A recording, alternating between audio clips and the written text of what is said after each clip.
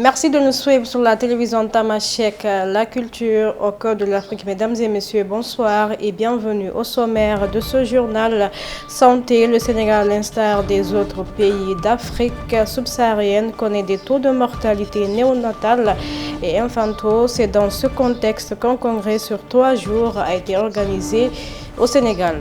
Paiement numérique, Visa, un moyen de paiement digital et premier réseau de cartes au monde en termes de transactions, se lance à la conquête du marché sénégalais. Investissement public, la BNDE et Copar Express mettent en place une néobanque pour soulager les Sénégalais de la diaspora. C'était tout pour les sommaires. Bienvenue à tous.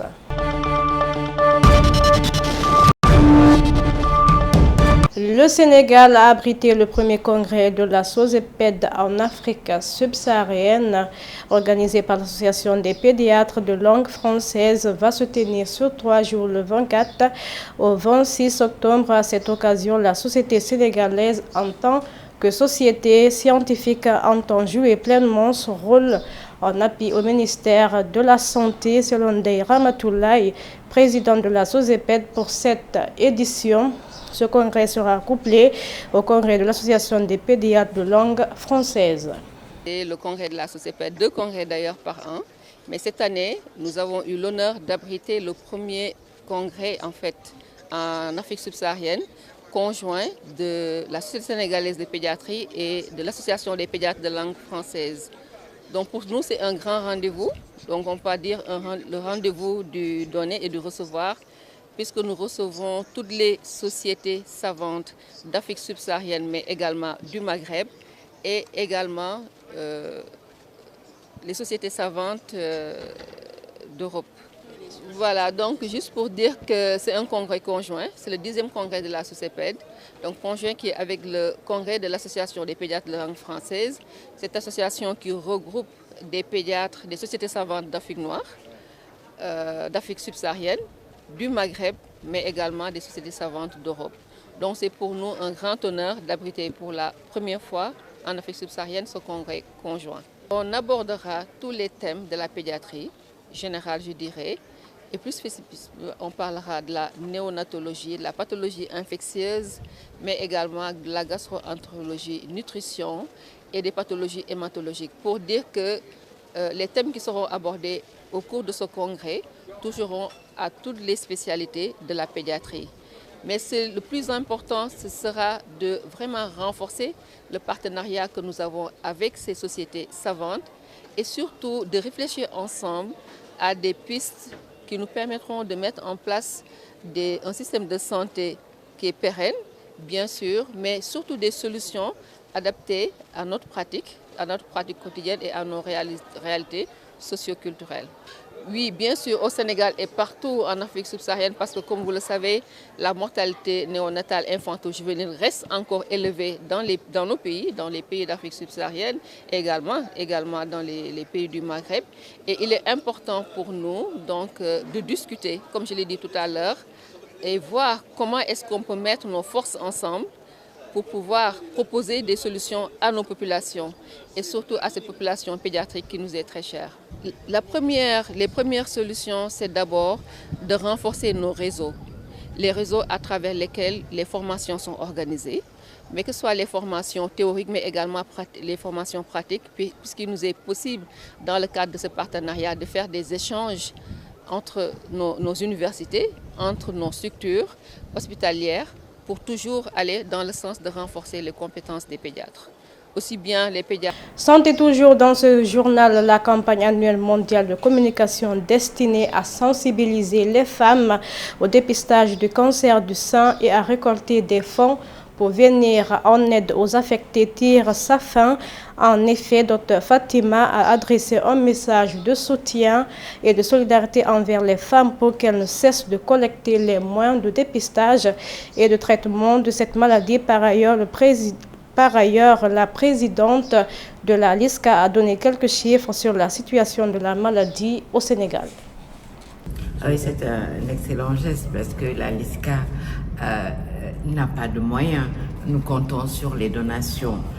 On a un objectif de dépister beaucoup de femmes, Mais quand il y a des cas détectés, il faudra les accompagner. Comme j'ai l'habitude de dire, quand on les appelle à se dépister et on trouve une tumeur, il faudrait bien que la LISCA les accompagne parce que vous savez que la majorité de la population est démunie et 80% de la population n'a pas de prise en charge médicale au Sénégal. Donc c'est notre devoir d'accompagner les malades. Et le ministère du pétrole qui nous accompagne, c'est une excellente chose parce que nous savons que nous comptons sur les appuis des ministères, de la population, de la cellule genre. C'est pour ça que je demande à professeur Diakhaté de transmettre tous nos remerciements à monsieur le ministre Birame Souleye Diop. Et ensuite, vous êtes devenu sur la radiothérapie actuellement à Daladiam qui en parle. Donc, ils pourront faire un geste pour déclencher ça. C'était l'endroit où le dire, parce que le ministère du pétrole, la Sénélec dépend de ce ministère et le problème est lié à la haute tension de la zone où se trouve l'hôpital d'Aladiam. Actuellement, on en est où par rapport au nombre de cas par rapport donc à cette maladie, les cas de dépistage? Actuellement, à ce jour-là, nous avons sillonné quand même le sud du Sénégal. Nous sommes tous les jours, nous avons des consultations au niveau du siège. Jusqu'à avant-hier, les statistiques d'avant-hier, on était à 569 anomalies avec 186 tumeurs du sein, suspicion de cancer du sein et 76 suspicions de cancer du col. Donc toutes ces personnes, il faudra les accompagner dans le diagnostic et dans le traitement. C'est pour ça que la Ligue a besoin de beaucoup d'argent pour accompagner ces malades-là. La maladie progresse au Sénégal ou bien ça recule? Ça progresse. L'explication est que les gens n'ont plus peur d'aller se dépister. Donc plus on dépiste, plus on trouve des anomalies. Voilà. Nous avons environ 12 000 nouveaux cas de cancer au Sénégal avec plus de 8 500 décès chaque année. Mais les cancers gynécologiques sont les deux premiers cancers. Le cancer du col de l'utérus avec 2069 cas, le cancer du col avec 1838 et avec autant de décès aussi. Investissement public en partenariat, la Banque nationale pour le développement économique BNDE et Caport Express ont signé une convention ce jeudi. Cette convention est une plateforme qui va soulager la diaspora. À cet effet, le secrétaire d'État au Sénégalais de l'extérieur, Amadou Chérif Diouf, informe que ce partenariat est le début de la création d'une banque néo qui va permettre aux Sénégalais de l'extérieur d'ouvrir un compte à la BNDE et surtout ça va leur permettre de pouvoir investir au Sénégal. Et au nom du Premier ministre, M. Ousmane Sonko, vous adressez mes chaleureuses félicitations pour cette belle initiative consistant à mettre sur pied une banque de la diaspora au parfait accord avec les avancées technologiques. Dès ma nomination au poste de secrétaire d'État, nous avons commencé à y travailler. Durant nos différentes séances de travail, j'ai pu apprécier la compétence de vos équipes et leur diligence qui nous ont valu, en l'espace de quelques mois, de pouvoir aujourd'hui procéder à la signature de cette convention qui vient chancasser en parfaite harmonie à la vision Sénégal 2050 telle que déclinée par le chef de l'État. Messieurs les directeurs généraux, je sais que vous aurez l'occasion, à l'attention de l'assistance, de revenir sur les tenants et les aboutissants de ce projet. Qu'il me soit juste permis, en tant qu'autorité de tutelle des Sénégalais résidant à l'étranger, de mettre en exergue le fait que votre initiative est considérée comme une construction fort appréciable dans la recherche de solutions pour une bonne orientation de l'épargne de nos compatriotes de l'extérieur. À ce titre, elle intègre la panoplie de réponses nationales concertées des acteurs étatiques et non étatiques à la problématique de la gestion des Sénégalais de l'extérieur dans une dynamique de partenariat public-privé. Mesdames et messieurs, le président de la République et le chef du gouvernement, à travers le Jubanti nous invite à construire un nouveau Sénégal. Cette construction nous impose de prendre en compte de nombreux paramètres pour réajuster notre système d'organisation et surtout semer les bases d'une plus grande résilience à tous les niveaux. Les Sénégalais de l'extérieur dans cette aventure ne sauraient être absents, bien au contraire, ils en sont au cœur. Dans un contexte mondial, fait des attitudes et en même temps d'opportunités, leur offrir la possibilité d'avoir un accès à un nouveau type de financement de leurs futurs projets participe à consolider la politique migratoire nationale. La récente actualité nous rapporte l'ampleur de la tâche.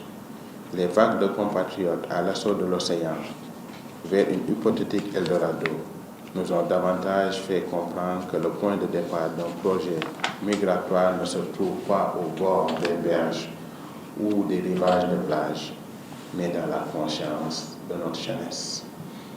Mais notre responsabilité commune, comme gouvernants, d'élus locaux, de membres du secteur privé, de la société civile, et j'en passe, nous impose de sensibiliser cette jeunesse sur la possibilité de réussir dans nos contrées.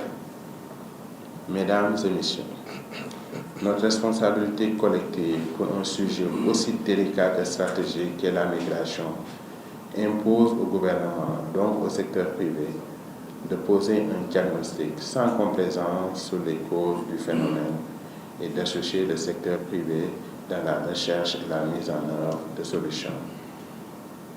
L'aspect multidimensionnel de la migration impose l'implication du secteur privé par des décisions globales et cohérentes.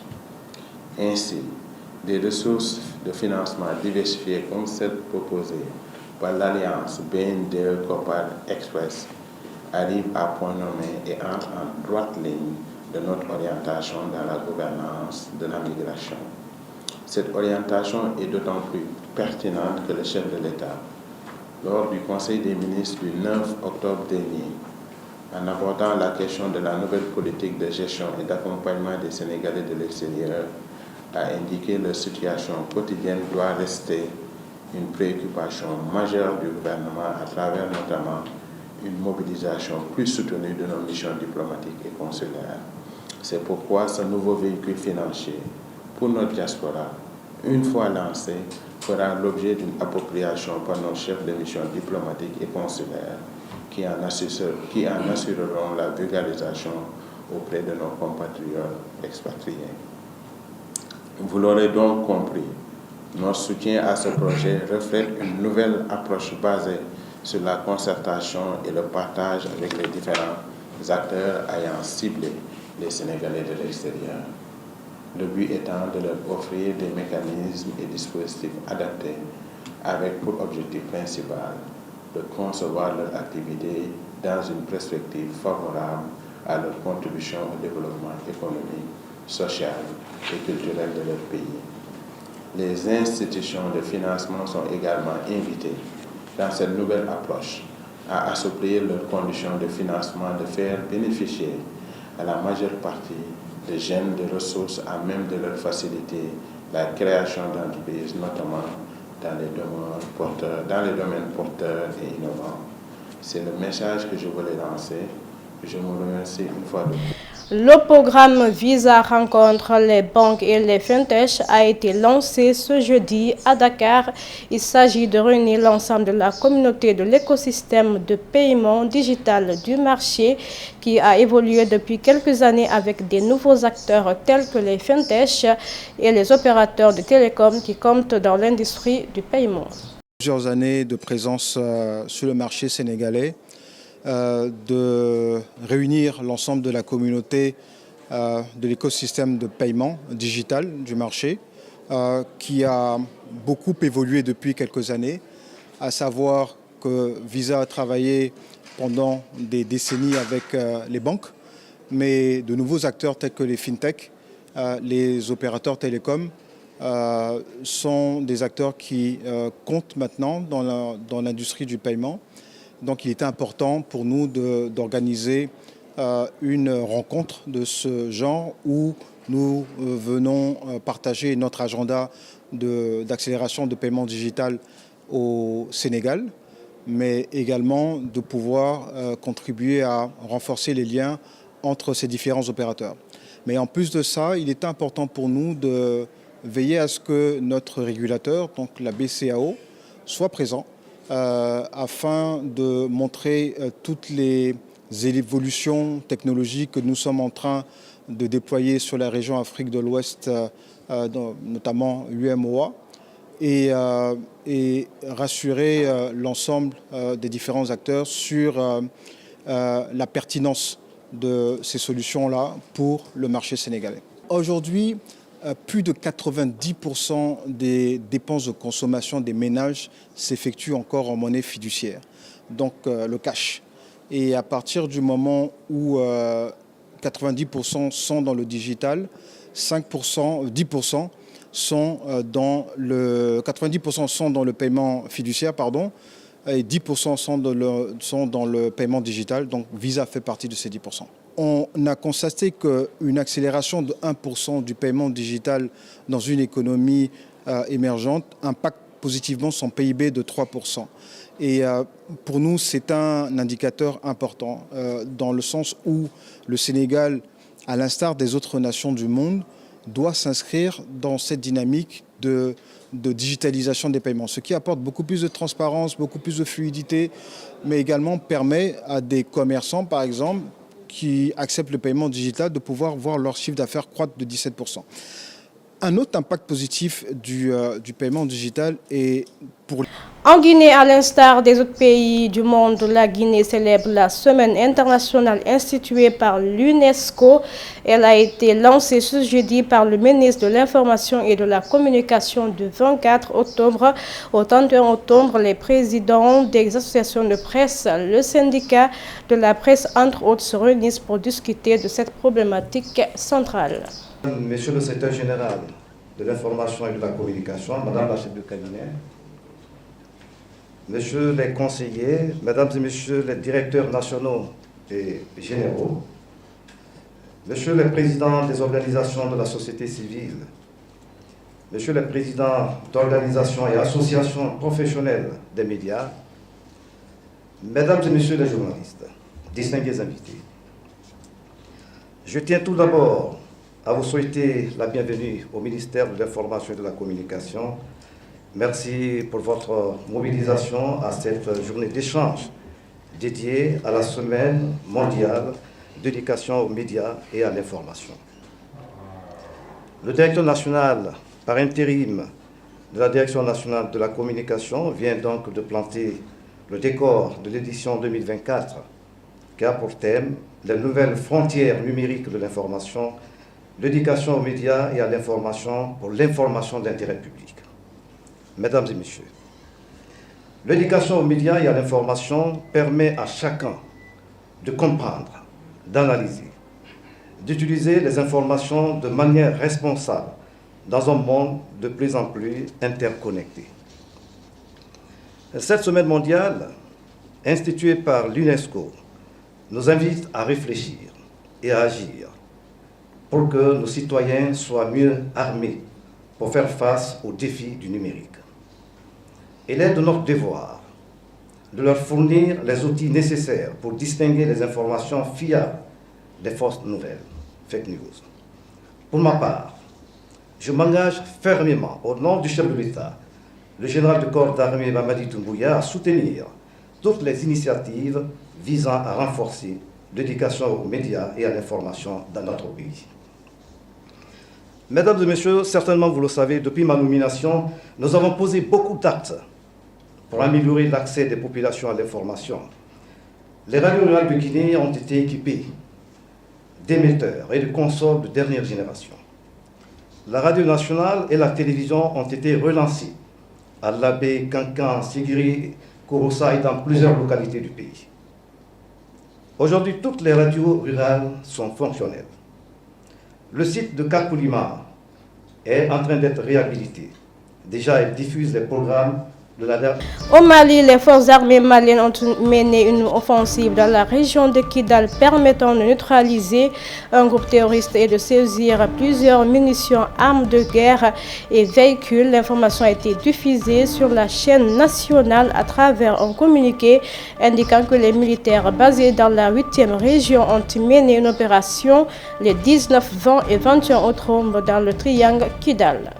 Au Niger, le président a fait l'objet de critiques de la part des Nigériens en raison de la composition de son cabinet et des performances de ses ministres. Le président nigérien Bola Tinubu a limogé 5 ministres ce mercredi, un an après leur nomination au sein de son cabinet. Au Congo, le président de la République a exprimé ce mercredi sa volonté de réviser la Constitution afin d'adapter la gestion du pays aux réalités de notre Constitution n'est pas bonne. Elle a été rédigée à l'étranger par des étrangers, a déclaré Félix Tshisekedi lors d'un meeting dans la ville de Kisangani, nord-est, où il séjourne pour l'inauguration d'un aéroport international. Actualité internationale pour finir, les frappes israéliennes ce mercredi sur la banlieue sud de Beyrouth ont détruit 6 immeubles dans le seul quartier de Lailaki, a annoncé l'agence de presse libanaise en parlant des bombardements les plus violents depuis le début de la guerre entre Israël et le Hezbollah il y a un an. C'est sur cet élément que nous fermons ce journal. Merci à tous de l'avoir suivi sur la télévision Tamashek. La culture au cœur de l'Afrique. Prenez soin de vous et bon week-end à notre compagnie.